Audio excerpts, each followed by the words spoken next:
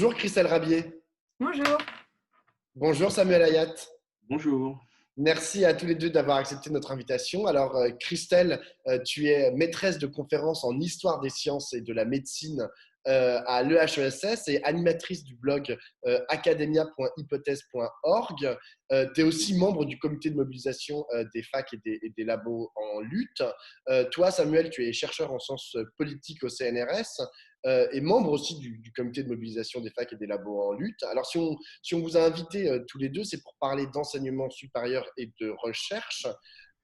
Tous les voyants sont au rouge et conduisent à un même constat: la recherche française décroche. Alors, ces mots, ce sont ceux de la ministre Frédérique Vidal, début octobre. Elle annonce dans sa loi 25 milliards pour la recherche publique d'ici 2030 pour atteindre 1% du PIB. La loi est actuellement en débat au Sénat. On va y revenir, mais d'abord, c'est quoi qui vous gêne dans cette loi? Sa philosophie, son insincérité, les deux peut-être? Ce qui est gênant dans cette loi, c'est pas tant ses prémices, l'idée qu'il y a un sous-financement extrêmement grave dans l'université et la recherche publique en France. C'est pas tant l'objectif, arriver à 1% du PIB, que deux choses: le calendrier et la répartition de l'argent. Sur le calendrier, on est face à une loi de programmation sur 10 ans, elle parle de 25 milliards sur 10 ans, mais dont en fait 99% de l'investissement financier se fera à partir de 2022, c'est-à-dire une fois qu'ils ne seront plus au pouvoir. Or, le gouvernement suivant n'est absolument pas tenu par ses engagements, et donc c'est une sorte de chèque en argent factice qui est donné par le ministère. Donc, le premier problème, c'est ça. Ce n'est pas les 25 milliards. Évidemment, c'est le fait que c'est 25 milliards, mais 24 milliards et demi pour les gouvernements suivants. Et le deuxième problème, c'est la répartition. C'est-à-dire qu'on nous dit on vous donne 25 milliards, mais en réalité, on ne donne pas 25 milliards pour ce qui sont les deux éléments centraux qui permettraient de relancer l'université et la recherche en France. D'une part, des postes pérennes, des postes de fonctionnaires qui permettent aux universitaires, aux techniciens, aux techniciennes, au personnel administratif d'exercer dans des bonnes conditions. Et deuxièmement, des moyens récurrents de financement pour les laboratoires de recherche. Au lieu de ça, on a de l'argent pour des contrats précaires. Il y a des nouveaux types de contrats précaires qui sont créés. Et on a de l'argent pour de la recherche par projet, c'est-à-dire de la recherche soumise à des impératifs qui ne sont pas les impératifs des chercheurs et des chercheuses qui mènent ces projets. Et en ce sens-là, à partir d'un constat qu'on peut partager, celui d'un sous-financement, on arrive à des solutions qui, pour nous, sont complètement inacceptables. Christelle? Je rajouterais deux choses. La première chose, c'est que déjà, sur ces 25 milliards, le Sénat, en commission des finances, qui a donné son avis mercredi, a expliqué qu'en fait, c'était plutôt 7,5 milliards qui étaient vraiment ajoutés. Comme à cause de l'inflation. Non, c'est 7,5 milliards hors inflation. Oui. Donc, en fait, il ne reste plus grand-chose. Donc, s'il s'agit d'une loi de programmation de la recherche, donc une loi de finances sans financement, la question qui se pose, c'est à quoi sert-elle? Et comme le dit Sam, elle sert essentiellement à attaquer le statut de la fonction publique de l'enseignement supérieur et de la recherche en créant des contrats nouveaux et différentes dispositions qui ne cessent de s'ajouter jusqu'à encore dans la nuit de mercredi à jeudi, on va en reparler, pour attaquer ce statut national d'enseignant-chercheur. Mais il y a un deuxième grave problème à cette loi, en fait, c'est le processus législatif lui-même, et non seulement la sincérité budgétaire, mais la sincérité tout court, voire le caractère complètement illogique. Donc, un constat partagé, comme l'a dit Sam, des solutions qui, en fait, n'ont rien à voir, n'ont aucun lien même avec les constats qui ont été énoncés par tout le monde, enfin, depuis les académies des sciences jusqu'au CNRS en passant, voilà. Et puis ensuite, depuis février, une sorte de diktat systématique à tous les niveaux du processus législatif, de la consultation ou de l'absence de prise en compte des consultations des instances nécessaires, au point où on a pu parler, nous, sur Academia début octobre, de déni de démocratie.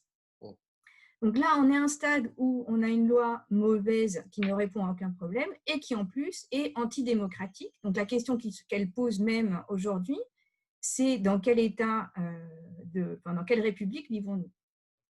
Mais enfin, elle a quand même, j'imagine, Frédérique Vidal, elle a l'impression de bien faire. Et j'imagine que le ministère a l'impression de bien faire. Et du coup, non, mais est-ce que Frédérique Vidal le fait à dessein? En fait, vous dites pour détruire le statut d'enseignant-chercheur, de fonctionnaire d'État enseignant-chercheur.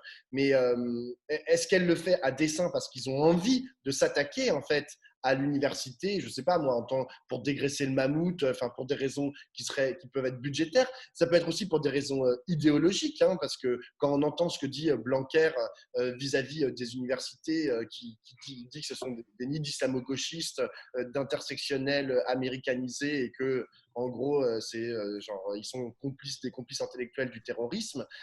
On peut se dire qu'il y a peut-être aussi un problème idéologique avec ce que représente l'université pour le gouvernement actuel. Je vais répondre, je pense, en deux temps. Effectivement, il y a une idéologie explicite à la base qui est qu'il faut sélectionner les meilleurs. La sélection signifiant que les meilleurs sélectionnés vont avoir à la fois les honneurs symboliques et aussi les honneurs matériels, financiers, etc. Donc ça, c'est très explicite dans les discours qu'a porté notamment Thierry Coulhon, qui est le conseiller présidentiel d'Emmanuel Macron à l'enseignement supérieur et la recherche, dès l'automne dernier, dans un discours qu'il a fait au HCERS, au Conseil d'évaluation de l'enseignement supérieur et de la recherche, et qui pose des problèmes infinis en termes déjà démocratiques dans un État qui a quand même des principes constitutionnels d'égalité territoriale, d'égalité sur tous les plans, entre les sexes, etc. Et qui pose un autre problème, qui est que ce discours-là, qui est bien explicite, n'apparaît pas comme tel dans la loi. En plus, ce discours a un autre problème, c'est qu'en sélectionnant les meilleurs, ce qu'on ne fait pas, c'est qu'on ne réfléchit à aucun moment à la question de la formation et de la transmission des savoirs et des savoir-faire, et même du travail de l'enseignement supérieur et de la recherche en soi. Je suis entièrement d'accord. C'est-à-dire que il y a un aspect gestion de la pénurie, hein. Il ne faut pas se tromper non plus. Les deux s'articulent très bien. C'est-à-dire que c'est parce qu'il y a le sentiment, vrai ou pas vrai, qu'il faut arrêter de mettre de l'argent dans l'université publique et dans la recherche publique, et surtout du côté enseignement, parce que, en gros, du point de vue notamment du point de vue, on va dire, des penseurs néolibéraux qui inspirent beaucoup les politiques actuelles,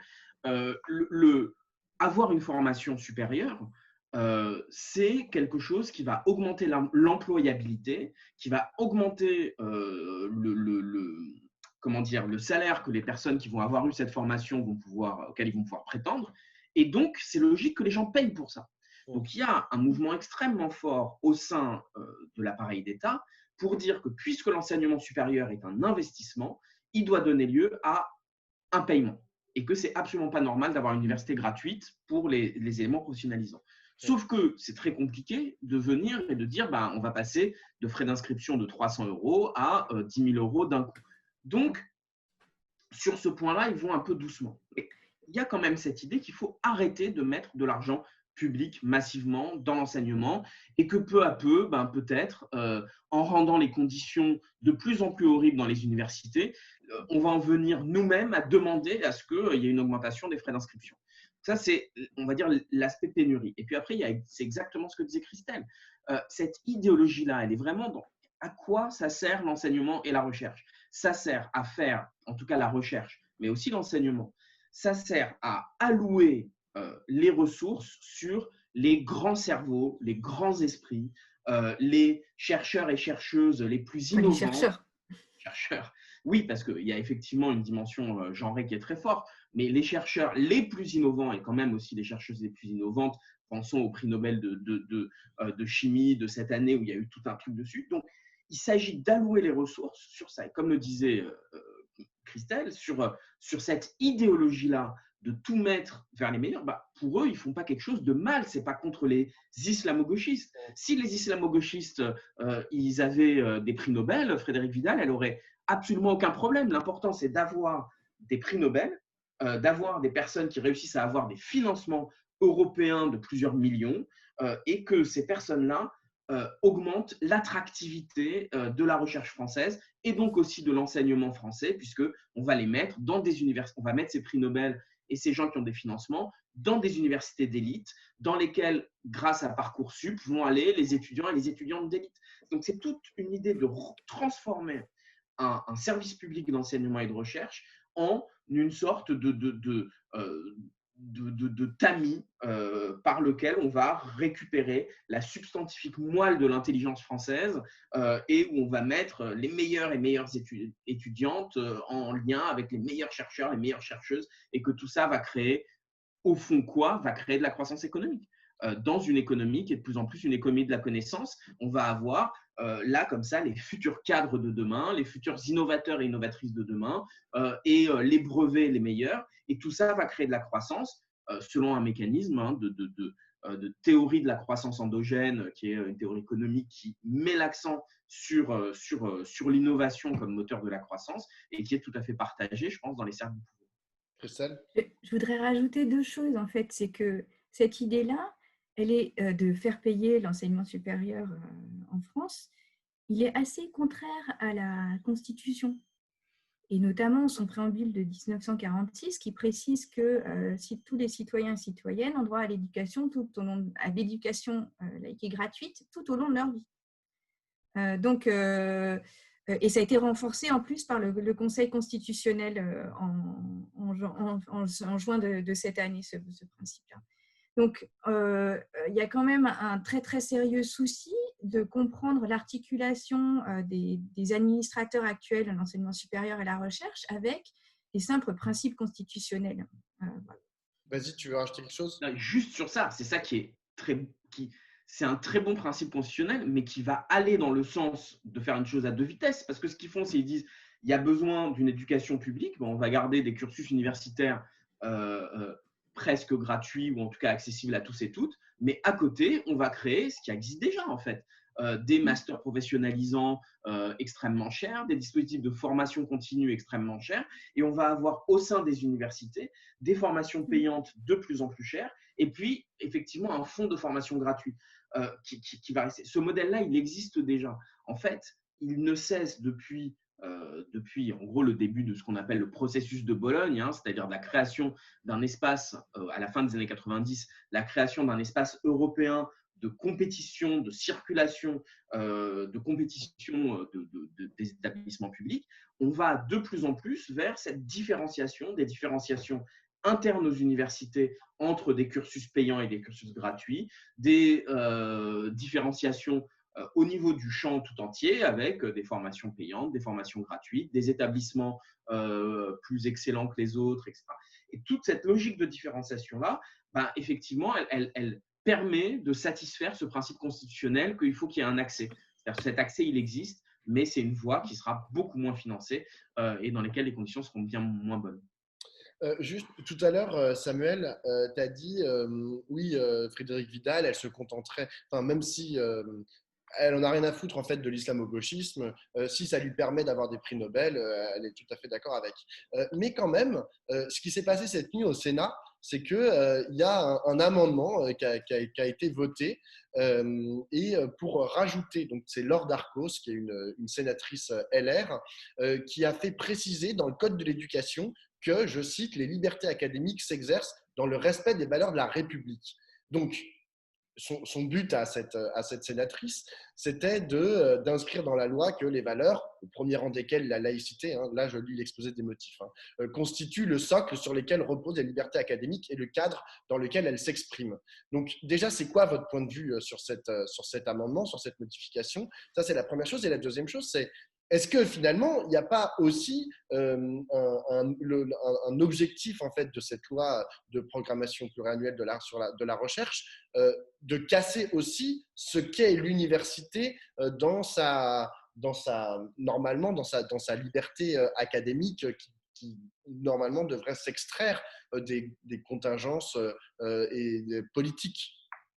Je veux bien commencer. Alors, je suis un tout petit peu gênée parce que dans l'Academia, on a d'excellents juristes et donc je vais sans doute dire des conneries qu'ils me pardonnent d'avance. Ce qui est sûr, c'est qu'en tant qu'historienne, la question des valeurs de la République, contrairement à ceux des principes de la République défendus Pierre Ouzoulias contre l'amendement d'Arcos, c'est que ces valeurs, elles changent.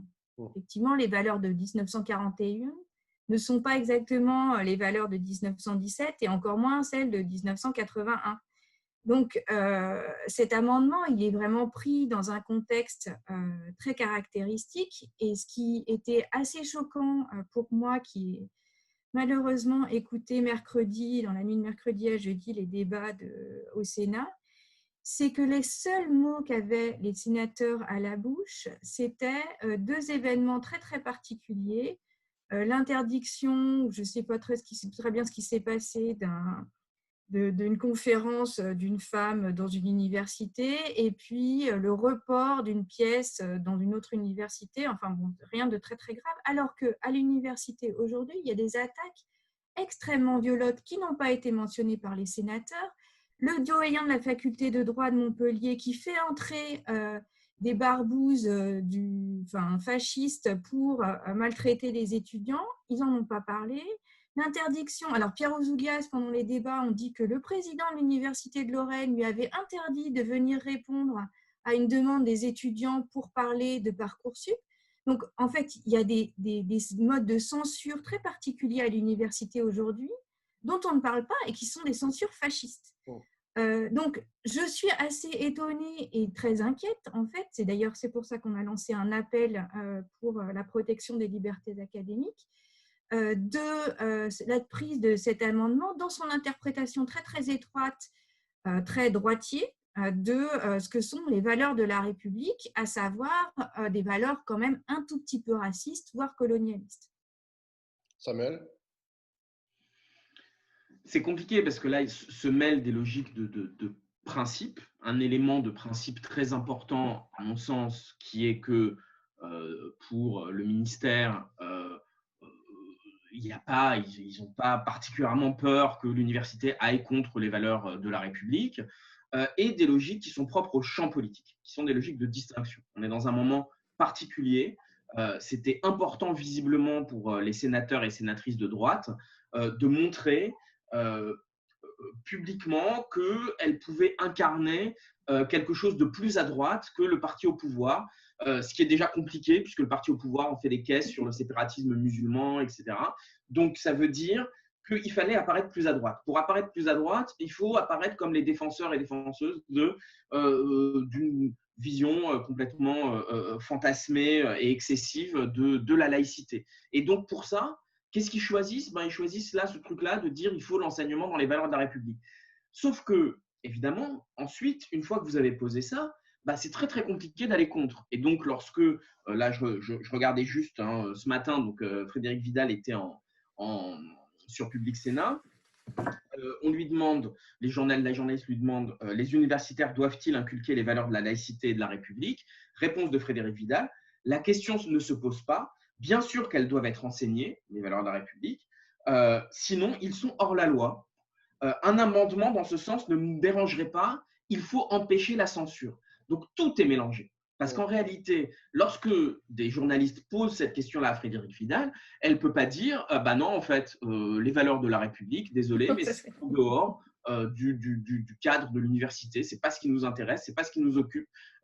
Donc elle est obligée de répondre n'importe quoi, qui va tout à fait contre l'idée même de liberté académique. Et donc, du coup, cet amendement inique, l'idée que l'enseignement doit respecter les valeurs de la République, ça veut dire quoi ? Qu'il va y avoir des étudiants et des étudiantes ou d'autres collègues qui vont pouvoir dire cet enseignement ne respecte pas les valeurs de la République, alors que dans les valeurs de la République, il y a, par exemple, le droit de propriété, qui fait partie de la Déclaration universelle de la déclaration, pardon, pas universelle, de la déclaration des droits de l'homme et du citoyen. Est-ce que ça veut dire du coup que si on met en question la propriété, on va contre les valeurs de la République ? C'est très problématique. Sauf que cet amendement, il va passer. Parce que personne ne peut venir et dire au Sénat « Ah ben non, moi je suis contre les valeurs de la République ». Et donc, les libertés académiques, du fait d'une situation très particulière, d'une logique du champ politique qui s'extrême droitise de plus en plus, on a en gros un principe constitutionnel, les libertés académiques, qui vont être, qui va être mis en question, ou en tout cas, on va ouvrir la possibilité de le mettre en question. Et ça, c'est très grave. Mais encore plus grave que cette histoire des libertés, à mon sens, encore plus grave que cette histoire des valeurs de la République, il y a la deuxième chose auquel faisait référence Christelle, qui est ce délit d'intention d'intention d'empêcher un débat à l'université. C'est-à-dire, on crée un délit pénal, ils veulent créer 1 an d'emprisonnement et 7 500 € d'amende. 1 an d'emprisonnement, 7 500 € d'amende pour, en gros, intention d'empêcher un débat, c'est-à-dire, en gros, empêcher le chahut, quoi. Empêcher ce qui existe et qui a toujours existé. Moi, quand j'étais étudiant, il y avait eu une conférence sous couvert c'était une conférence qui s'appelait « Quel statut pour l'embryon ?» où ils avaient invité 4 membres de l'Opus Dei venir expliquer à quel point l'IVG était un meurtre. On est venu avec truc. On a bousculé, non pas bousculé physiquement, mais vous voyez, vous rentrez, vous venez, vous diffusez un tract. Bref, c'est des choses qui font partie du débat démocratique, qui ne sont pas des choses qui empêchent le débat démocratique, mais qui en font partie. Des prises de position. Le fait de dire que l'intention de faire ça va devenir un délit pénal, ce n'est pas juste quelque chose qui met en jeu nos libertés d'universitaires, c'est quelque chose qui met en jeu les libertés de l'ensemble de la société, et en particulier des étudiants et des étudiantes, mais on parle quand même de millions de personnes qui voient leur liberté d'expression sévèrement attaquée. Ça, c'est quelque chose de très, très grave. Et on voit comment dans la situation, c'est pour ça que ces moments de crise sont des moments particuliers, parce que dans la situation présente, il est très facile pour des personnes de droite et d'extrême droite de faire passer comme ça, dans le cadre de cette loi de programmation qui est principalement centrée sur la question du financement et sur la question des statuts à l'université, de faire passer des dispositions très réactionnaires, voire, comme le disait Christelle, un peu fascistoïdes, ou en tout cas possiblement fascistes. Bon, après, comme le disait Christelle, il y a peu de chances pour que ces 2 amendements ne soient pas finalement retoqués, parce qu'à la fois sur la question de l'intention, genre qui est un peu condamner quelqu'un parce qu'il a une intention, c'est toujours un peu compliqué. Enfin, c'est ce que mettait en avant Pierre Ouzoulias, en tout cas hier dans les débats. Et la question des valeurs de la République est aussi assez complexe. Enfin, là, je reprends. Avant de dire qu'il y a peu de chances que, vu ce qui se passe depuis longtemps, on va juste attendre que ça ne se passe pas. Mais en fait, sur l'amendement d'Arcos, je reviens. Ce qui est intéressant, c'est que dans son explication, parmi les valeurs de la République, elle inclut la laïcité. Je pense que vos auditeurs et auditrices doivent savoir qu'à l'université, en Lorraine et surtout en Alsace, il y a des facs de théologie. Alors, la question en Strasbourg, effectivement, s'était posée de savoir est-ce qu'on ouvrait une fac de théologie de l'islam, puisqu'il y en avait une pour le protestantisme, le judaïsme et le catholicisme. Mais bon, ce n'est pas encore fait, ou ça s'est pas fait.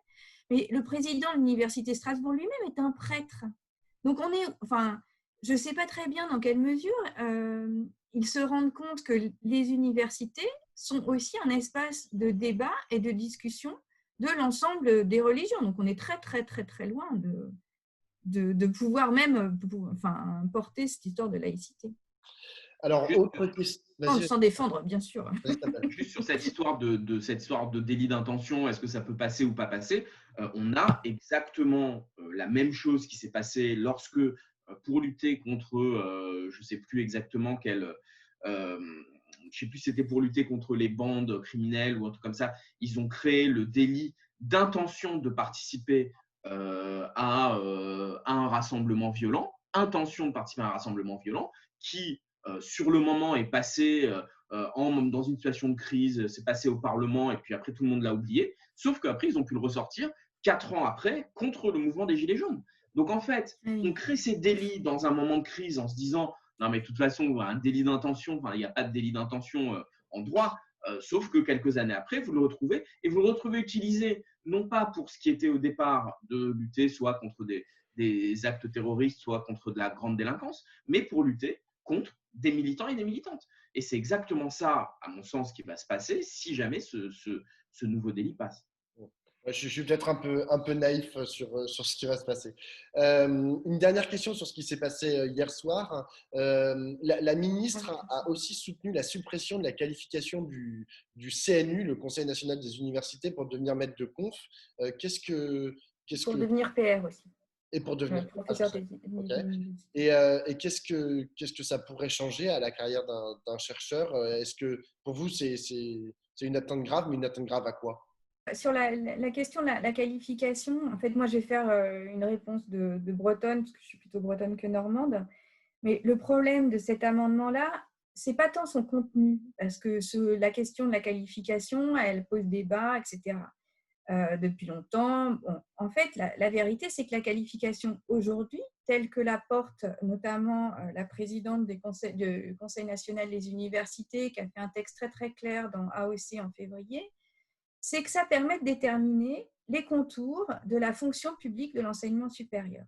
Toute personne qualifiée peut prétendre en fait à devenir fonctionnaire dans ce cadre-là, qui est un cadre national, et qui est un cadre national indépendamment en fait de l'affectation, de l'élection par l'université, la nomination au sein des universités.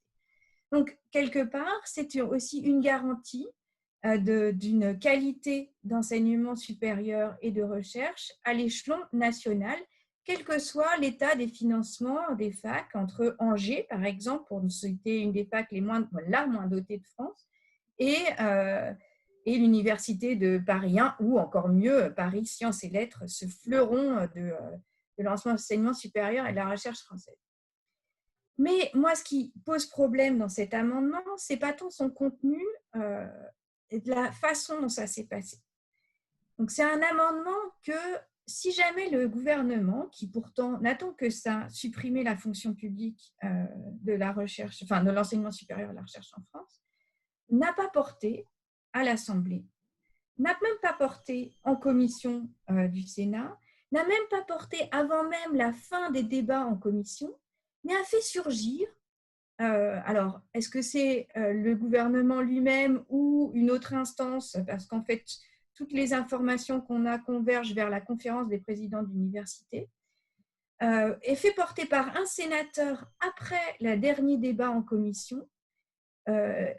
Et donc, cet amendement apparaît le midi d'un débat qui commence à 16h30 ou 17h30 le jour même.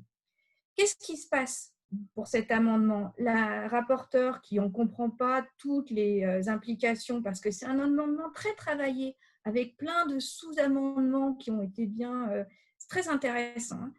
Bon, la rapporteure rend un avis de sagesse, c'est-à-dire qu'elle ne sait pas trop quoi dire, ce qu'il faut en penser. Et derrière, on se retrouve à minuit et demi avec 12 sénateurs dans la salle qui décident de l'avenir de la fonction publique de l'enseignement supérieur et de la recherche. Donc, on est là, encore une fois, dans un déni total de démocratie, dans des pratiques qui sont à la limite de l'autoritarisme et qui ne permettent pas l'établissement d'un débat peut-être nécessaire, enfin même nécessaire, sur ce dispositif de qualification. C'est un simple scandale.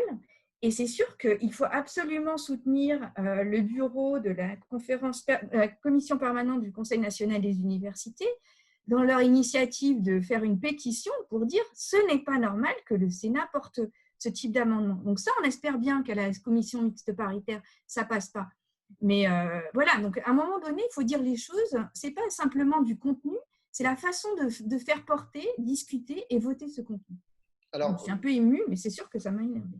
Non, mais justement dans cette discussion, dans ce dialogue que tu souhaiterais avoir, Christelle, c'est quoi en fait qui vous reste comme outil aujourd'hui pour lutter, pour faire entendre votre voix? Est-ce que vous en avez? Est-ce que vous dialoguez avec le gouvernement, avec le ministère, avec l'Assemblée nationale? Oui, mais comment? Enfin, est-ce que oui, mais on n'a pas l'impression que ça porte beaucoup ses fruits, puisque effectivement tout ce que vous dites depuis tout à l'heure, c'est que c'était une blague, enfin, pardon, j'ai rigolé. Mais... il y a un déni assez fort quand même de démocratie et surtout d'écoute des personnes et des personnels concernés. Donc, comment vous allez faire? Enfin, surtout qu'on ne peut plus faire de manif à cause du confinement, donc il vous reste quoi en fait? Ce qu'il faut voir, c'est que du coup, on vient de sortir, ou en tout cas, on est dans un mouvement qui est extrêmement long et qui a eu un succès assez important en termes de mobilisation. Puisque concrètement, la mobilisation contre cette loi, la loi de programmation de la recherche, elle a commencé en novembre dernier, fin novembre dernier, c'est-à-dire à un moment où il n'y avait que les rapports préparatoires de la loi. Elle est devenue une mobilisation massive entre décembre et mars, où on est passé de une petite mobilisation dans le cadre du mouvement contre les retraites à une mobilisation qui, le 5 mars notamment, a mis des dizaines de milliers de personnes dans la rue et a concrètement fait que la recherche et l'université s'arrêtent. Le 6 et 7 mars, s'est tenue une coordination avec 500 délégués de la France entière et qui ont voté la grève et la reconduction de la grève. Donc en fait, il y a eu un mouvement très grand qui a été coupé par quoi? Qui a été coupé par le confinement. Ce qu'on pensait qu'il allait se passer, c'est que, par un peu respect du temps démocratique, lorsque, du fait du confinement, du fait ensuite de la fermeture des universités, le gouvernement allait mettre de côté cette loi parce qu'il n'aurait pas été normal de faire passer cette loi qui est pourtant donne lieu à une contestation inédite dans l'enseignement et de la recherche, inédite et unanime. On aurait pensé qu'il l'aurait mis de côté puisque ce n'est pas possible de la faire passer dans ces circonstances-là. C'est exactement le contraire qu'ils ont fait. Ils ont fait passer cette loi en Conseil des ministres au milieu du mois de juillet, à un moment où, indépendamment de la situation, les facs sont entièrement fermées. Il y a eu malgré tout des rassemblements nombreux. Il y a eu des pétitions, il y a eu des prises de position. Là encore, unanime, toutes les instances représentatives du CNRS ont dit que cette loi devait être suspendue. Donc, on est dans une situation qui est compliquée. Il y a eu une mobilisation historique, non seulement dans la rue, mais aussi une mobilisation des instances de représentation pour dire que c'est une mauvaise loi. On est dans une situation où il n'est pas possible de continuer à mobiliser parce que, oui, il y a une crise sanitaire extrêmement grave. On est en train de discuter dans ce premier jour de reconfinement. Donc, malgré ça, malgré tous ces éléments, le gouvernement passe et passe en force. Donc là, il y a deux solutions. Soit on dit, je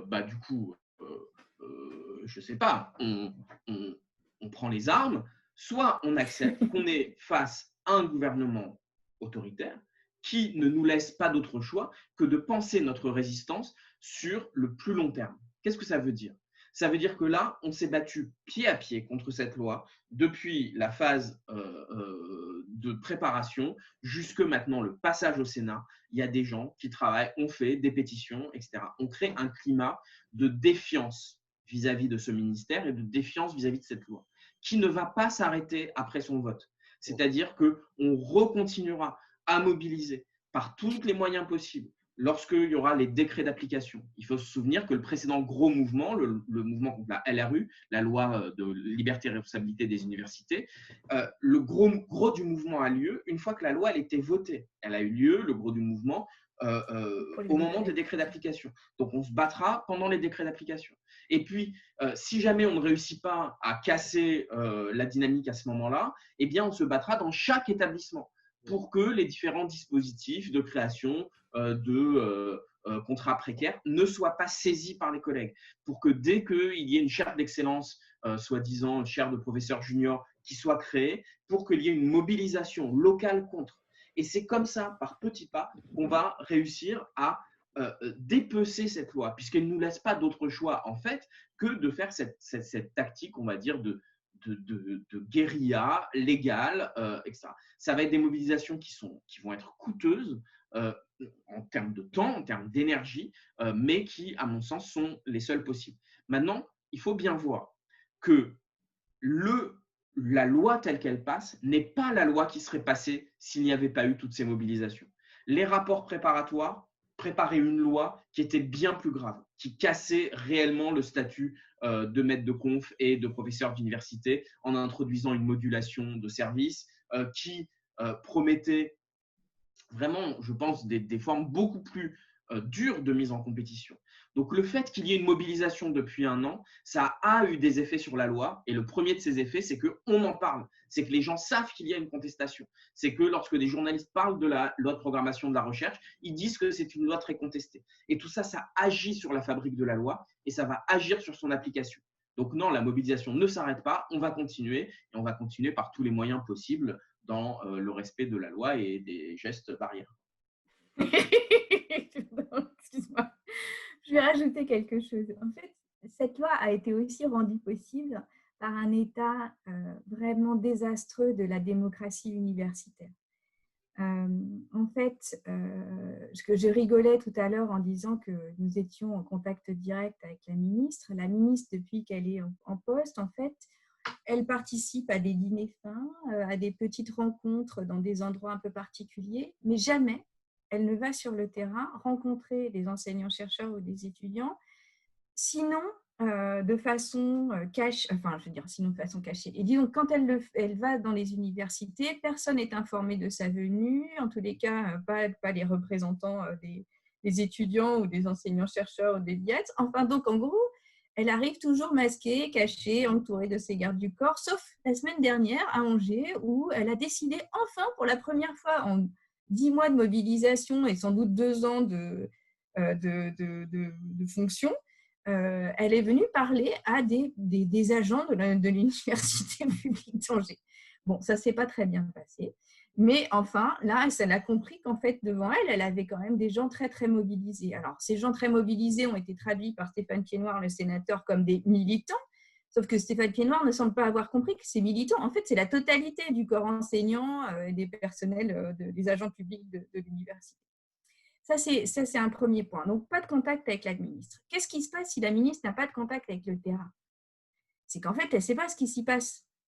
Et donc, il faut se poser la question des modes d'intermédiation qu'il y a entre le terrain et la ministre. Et donc, la question des présidents d'université qui sont réunis dans une conférence des présidents d'université dont on ne sait pas grand-chose, mais qui ont l'air de transmettre des desiderata à la ministre et ne plus du tout faire la fonction, la fonction pour laquelle ils sont élus, à savoir représenter le corps enseignant et la communauté étudiante auprès du ministère. Donc, en fait, tous les échelons d'un dialogue démocratique dans cette administration et cette fonction publique ont quasiment disparu. Et donc, ce qui s'est passé dans les 10 derniers mois, c'était quand même aussi recréer d'abord une forme d'information professionnelle sur les prises de décision, qui les prend, quand, comment, quels sont les dispositifs qui existent, etc. Parce qu'en fait, personne ne sait pas. Enfin, personne ne sait rien sur les choix réglementaires, etc. Ensuite, demander des comptes à ces gens qui prétendent nous représenter et qui ne le font vraiment pas, à savoir la ministre qui n'a pas été fichue capable d'aller négocier des budgets à Bercy, alors que franchement, on en a vraiment besoin. Aux présidences d'universités qui sont vraiment sur la sellette au point où alors l'état d'urgence est merveilleux parce que comme ça, ils peuvent prolonger leur mandat sans avoir besoin d'être réélus. Et puis même au sein de nos modes de représentation, on a découvert par exemple que le Conseil national des universités, sous la présidence maintenant depuis janvier de Sylvie Bauer, ne dispose d'aucun moyen, que le ministère lui met systématiquement des bâtons dans les roues. Ils n'ont pas accès à leur site internet pour le modifier. Quand ils demandent une salle pour se réunir en assemblée générale, le ministère ne leur en trouve pas. Le ministère n'envoie pas les convocations, ce qui fait que la réunion qui aurait dû se tenir en mars, finalement, s'est tenue en octobre. Enfin, on marche complètement sur la tête. Et ça, je pense que ça ne va pas s'arrêter. On va continuer à exiger en fait, des modes démocratiques, transparents, ouverts de prise de décision. Ce n'est pas gagné, parce que, par exemple, à l'Université de Strasbourg, c'est tellement l'omerta que là, maintenant, Denneken, le président actuel, est le seul candidat à sa succession, puisque plus personne ne veut se présenter vu l'état du débat démocratique dans les différents conseils. Je peux ajouter quelque chose, parce que là, je pense que Christelle met le doigt sur quelque chose de très, très important. Dans la suite de la loi LRU de 2007, c'est créer une petite caste de managers de l'université qui auparavant n'existait pas. Vous étiez président ou présidente d'université avant, vous étiez un collègue, un ou une universitaire qui, pour un mandat, prenait des positions de responsabilité et puis ensuite vous redeveniez universitaire. Avec le passage à l'autonomie des universités en 2007, on a accru considérablement le pouvoir des présidents et des présidentes d'université, qui aujourd'hui sont véritablement des sortes de petits chefs d'entreprise au sein des universités, sans en avoir nécessairement d'ailleurs tous les pouvoirs, parce qu'ils sont toujours face à des collègues qui sont des fonctionnaires et sur lesquels ils n'ont pas de pouvoir direct de contrôle.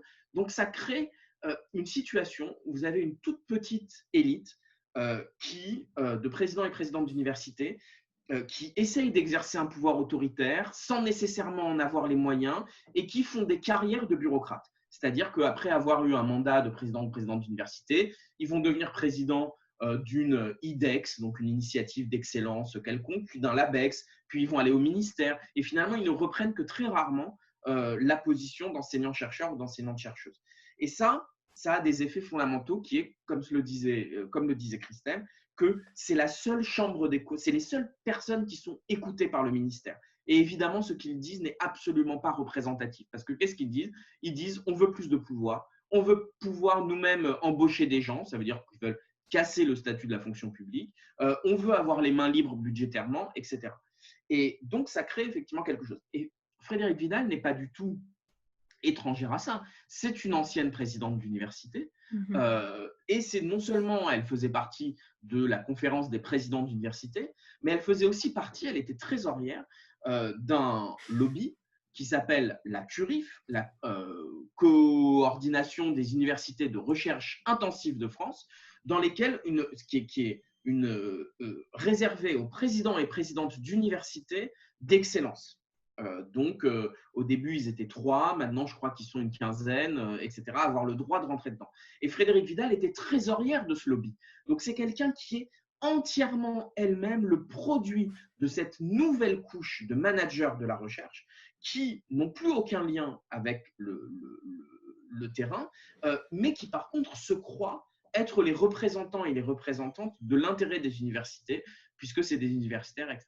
Donc là, il y a un problème qui va au-delà en fait, de simplement un gouvernement autoritaire. Comme le disait Christelle, c'est toute l'organisation de la non-démocratie universitaire qui rend possible ça, qui rend possible le fait d'avoir une ministre qui est une manager de la recherche et qui n'a plus aucun lien avec le terrain, tout en croyant avoir un lien avec le terrain parce qu'elle n'arrête pas de parler à des présidents et présidentes d'université. Mais par contre, les syndicats, concrètement, il y a une intersyndicale qui existe depuis décembre dernier contre la réforme des retraites, contre la loi de programmation de la recherche et contre la précarité. Bon, cette intersyndicale est complètement ignorée par la ministre et par ses conseillers et conseillères. Donc, on est vraiment dans quelque chose qui est pas seulement un déni de démocratie, mais vraiment une organisation du caractère non démocratique et managérial de l'université et de la recherche.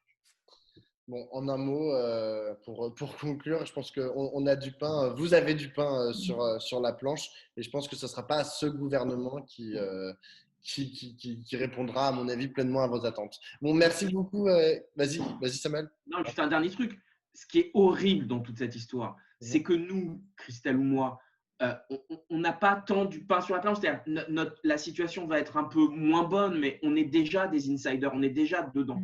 En plus, on est à des positions qui sont des positions privilégiées. Nos conditions de travail, quand on est au CNRS ou quand on est maîtresse de conférence à l'EHESS, ne sont pas celles de nos collègues, même des collègues titulaires. C'est-à-dire que ce que vivent, et ça qui est terrible, c'est que la situation dans laquelle on est fait que les gens qui vivent les situations les plus difficiles, à savoir le personnel administratif, le personnel technique, les enseignants et enseignants-chercheurs qui sont dans des universités de masse, ces personnes-là sont écrasées par le poids de ce qui est en train de se passer. Et les non-titulaires, que ce soit les non-titulaires enseignants et enseignantes qui aujourd'hui sont la très large majorité des enseignants et des enseignantes à la fac, ou que ce soit en matière administrative, puisque là aussi, tout le personnel administratif repose aussi sur des non-titulaires administratifs, c'est eux et elles qui vont subir et qui subissent déjà le coup le plus fort de ce qui est en train de se passer. Donc, tu nous dis bon courage et merci, mais en fait, le problème, c'est que ce n'est pas nous qui en avons le plus besoin. Et c'est ça qu'il faut dire, c'est que même les privilégiés des privilégiés sont touchés, mais derrière ça, il y a une masse de personnes qui sont en train d'être détruites dans leurs conditions de travail et dans leur pour les santé. étudiantes, leurs conditions. Mais quand je disais vous, je disais aussi on. Je Voilà. disais c'était Oui. un peu collectif. Hein. On va tous avoir du pain sur la planche. Vas-y, Christelle, le mot de la fin. Tu couperas si tu veux, mais en fait, il faut dire que ce qui vient de se passer là depuis bientôt 2 mois, c'est vraiment honteux parce qu'il y a eu une volonté, sans doute à des fins politiciennes, hein, de vote de la loi, une volonté de rendre chaotique, voire dantesque, une situation épidémique qui était déjà difficile. Puisque, pour mémoire, hein, aux auditeurs et aux auditrices, il était demandé de préparer des scénarios de la rentrée de différentes sortes pour accueillir les étudiants en hybride, en distanciel, etc. Et la ministre a décidé, après la rentrée, qu'en fait, c'était tout le monde en présentiel. Alors qu'il n'y avait même pas les locaux pour accueillir les 30 000 étudiants supplémentaires. Puis après, elle a dit que les étudiants ils se contaminaient à l'extérieur de l'université.